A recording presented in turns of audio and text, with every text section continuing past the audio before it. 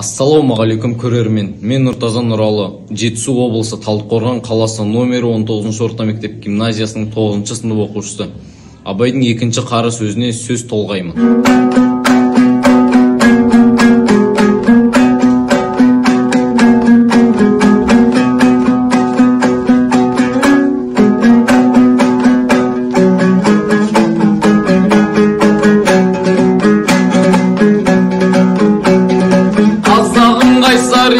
Керімедің бабаларым жер қолға бөліп еді.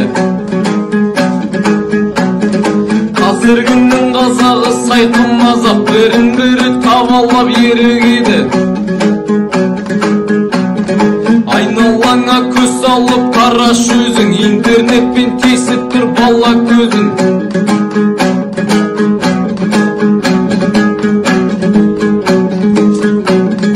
Байлық туған тек қана нәпсі қуған, Абайдың еске алайын қара сөзін. Қорқамын биігіңнен, қортығыңнан,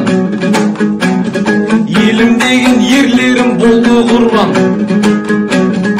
Тәуелсізбін десең де тәуелдесің, орыстың шыға алмады қолтығынан. Не керек жел айдаған ебелекпіз, жағып айналған біз көбелекпіз. Баяғы Абай айтқан тәмсіл осы, кезінде ғылымға мән біз бермеппіз. Болады болжамасаң кесе бастан, хан жасап мадақтадық жеке бастан. Оқыған тоқығаны одан да көп, ғалымның көбі бүгін шетел асқан.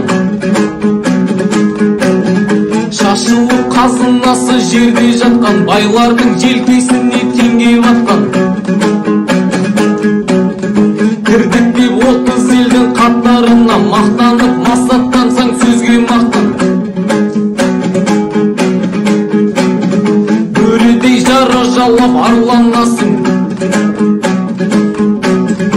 қарыштаппын биікке бармағасың. Екінші қара сөзге зер салсаңыз, қазақтың Абай берген дәл бағасын.